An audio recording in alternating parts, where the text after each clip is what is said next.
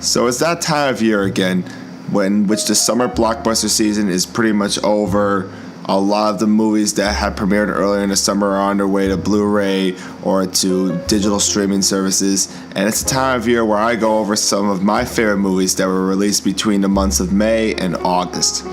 Now, I've been doing this list now for the past couple of years, and while I feel like it's been successful, I feel like this year I'm going to try something a little bit different. Instead of doing my top 10 movies of the summer, I'm going to be doing a top 5 instead.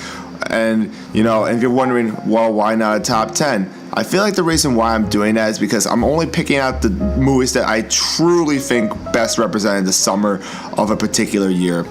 And while there were many great movies that were released throughout the summer, I feel like, by focusing on 5, I'll be able to give you guys a more in-depth analysis about why you guys should see each of the movies I'm recommending. Now, for honorable mentions, I will be mentioning some movies in the description below about why you should see them. But for right now, I feel like I'm going to just get into my top 5 right now. So without further ado, let's get into number 5. I'm going to be honest with you people. The only reason I saw First Reformed for the first time when I did back in May was because I knew that Ethan Hawke was to star in it and that it'd be distributed by my favorite studio, A24. What I didn't know was that I honestly had no idea how good Paul Schrader would be as not only a writer, but as a director in this film. Because my goodness, he knows how to really create a dramatic and almost empty kind of a feeling of a movie, which is not to say that that's a bad thing. What I mean by emptiness, I mean just the sheer lack of hope, the sheer lack of joy, and just the sheer lack of just optimism throughout the film. Maybe you'll get it towards at certain pockets throughout it, but for the most part, it is a very depressing film. I feel like Ethan Hawke probably gives the best performance of his career, at least from what I've seen so far. Amanda Seyfried gives a career-defining performance for sure. Surprisingly enough, Cedric Kyles, or Cedric the Entertainer, as a lot of you may know, gives a surprisingly really good performance here as a minister of a church. All the performances really mesh well together. I absolutely am in love with the camera style and the overall cinematography choices throughout the film. I feel like it gives a very modern look while at the same time feeling very limited and very claustrophobic. First Reformed, I will say though, is not a film for everyone. If you are uncomfortable with certain topics or, certainly with the modern reality that we are living in, this may not be the film for you. It is not escapist at all. It is hard-hitting with its truths and with the reality that it's presenting. It is a very cold film at times. So if I were you personally, I would go into this film not expecting to smile at any point, not to really just laugh at any points. It's just pretty much, to be completely honest with you, First Reformed, you gotta pretty much know what's going on in the world in order to really understand what First Reformed is providing, because this film does not really spoon feed you any information. I will say though, if I had any nitpick with it, with that it is a little preachy on a couple of issues here and there, but it's only very minor at points. And also, if you're uncomfortable with religion, well, this film may not be your cup of tea necessarily, because it does dive into a lot of religious issues. But overall, I will say that First Reformed is a very finely crafted film. Hopefully Paul Schrader continues to do what he does. This is I think this film should have been in the awards circuit for last year, as it did premiere at the 2017 Venice Film Festival, but for some reason A24 decided to release it in 2018. I don't know why, but I feel like this film, if it does get considered for awards this year, expect it to be in a competition for Best Actor, Best Original Screenplay, maybe even Best Director, who knows. I wouldn't be surprised if Amanda Seyfried or Cedric Kyles got nominated for supporting roles, because this is certainly one of the most finely tuned films I have seen in 2018.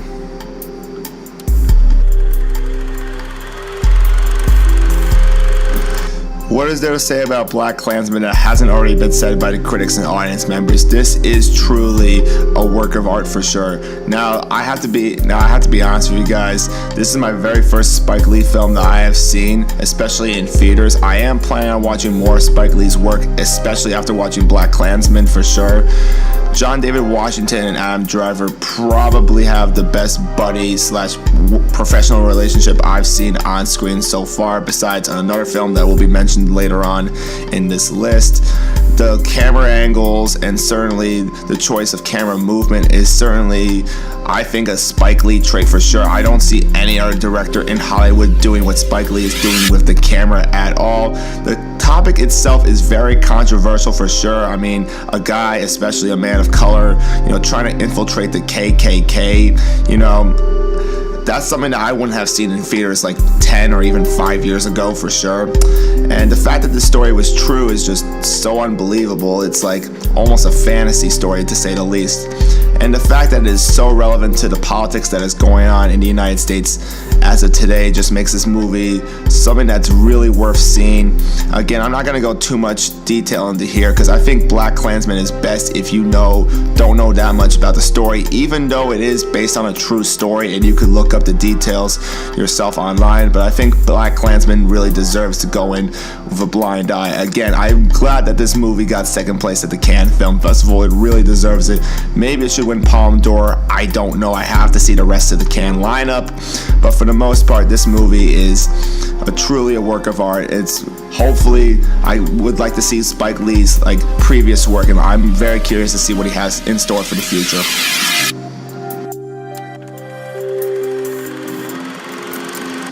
Remember how I said how in BlacKkKlansman, John David Washington and Adam Driver had one of the best chemistries of any two characters I'd seen on screen all year? Well, I think the best chemistry I've seen all year has to go to between Daveed Diggs and Rafael Casal in the Carlos Lopez Estrada directed film Blind Spotting. This film, my goodness, is the prime definition of what I look for in a dramedy. Set in Oakland, California, it's about a man played by Daveed Diggs who is in his late stages of probation, and he's with his friend played by Rafael Casal, who are movers in a soon-to-be gentrified Oakland when there's a police shooting that takes place while Daveed is on a late night drive, and while he has to deal with that moral dilemma, he's trying to stay out of trouble before his probation is over. Now, there is surprisingly some comedy in this film, unlike in First Reformed, and it is pretty hilarious to say the least. Both Rafael Casal and Daveed Diggs do an excellent job in the writing department. It was in development for 9 years, but I think it was totally worth it for sure. It did premiere at the Sundance Film Festival, and while it did not receive the Grand Jury Award or the Audience Prize, it is certainly a film to definitely check out for yourselves. Again, I don't want to spoil too much of what goes on in here because there is a lot of details. Again, if you guys want to know my full experience with this movie or a proper review, make sure to let me know in the comments down below and I will get into those details. So yeah, overall, I think Blind Spotting is an absolute must when it comes to seeing films of the summer.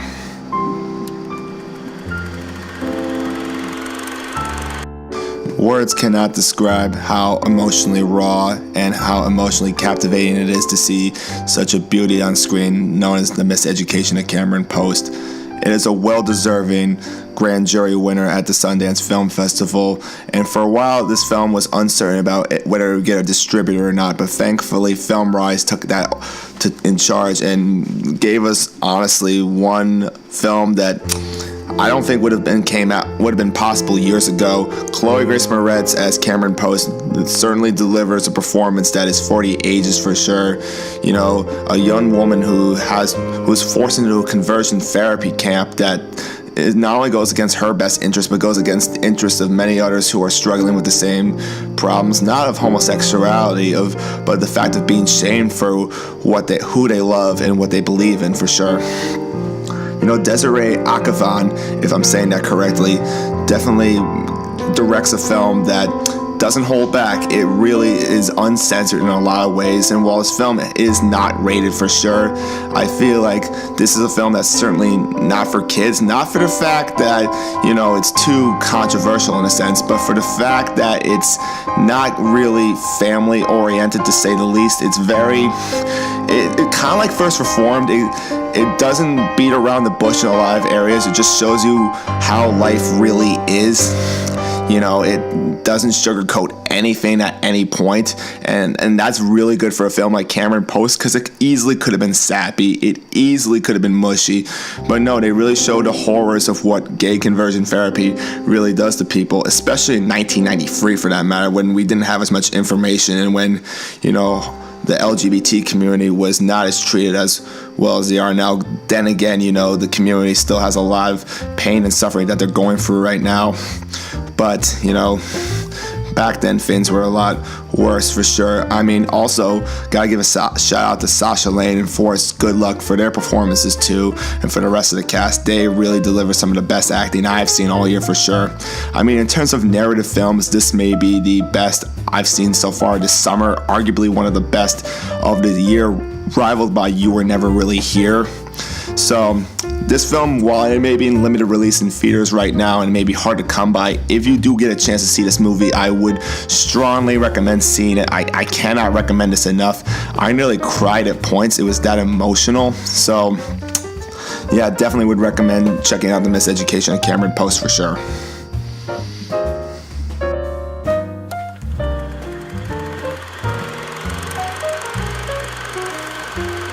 One of my goals when I was entering the year 2018 was to see more films outside of the realm of traditional movie going, outside of the blockbusters, outside of the mindless fantasy and comedy films that have been plaguing theaters, in my opinion, for the past couple years now.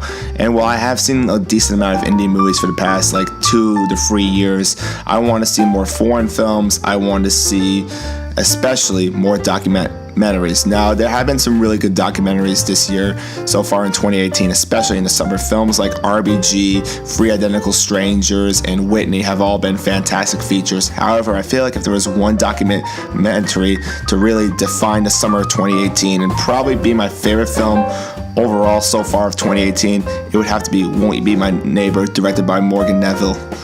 This film was just, boy, to say that this film wasn't emotionally impactful would be an insult to everyone involved in the movie making process, because my friends and I, when we went to go see this in theaters, we were, if not nearly crying, we were practically crying at many points. It was just that emotionally impactful, because not only did we grow up with the film, but the fact is a lot of the lessons that were taught throughout that movie, into our adult lives, and it came at a time where I was going through a lot of emotional turmoil, so it really helped. Morgan Neville, I think, really knows how to capture the spirit and, the childlike innocence of Mr. Rogers. Now, Fred Rogers was a man that had some emotional problems throughout his life, and he had to go through some struggles, just like everyone else, but showing the humanity of Fred Rogers is something that I don't think a lot of filmmakers would have taken the chance to see. And the fact that Fred was just so innocent on screen as he was off screen really just displays how much of an American treasure he really was.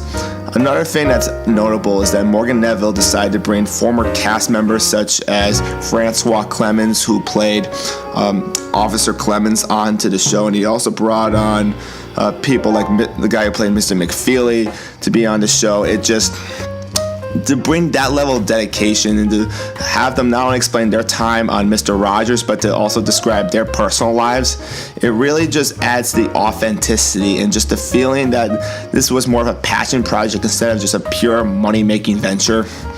So yeah, I think Won't You Be My Neighbor is certainly one of the best films I have seen of 2018, and probably one of the best documentaries I've ever seen for sure. So yeah, that is my list. Everyone, have you seen any of the movies that have been mentioned in this video? What was your favorite movie of summer 2018? Make sure to let me know in the comments down below. Till again, I'm Intermission Reviews, and I'll be seeing you people around.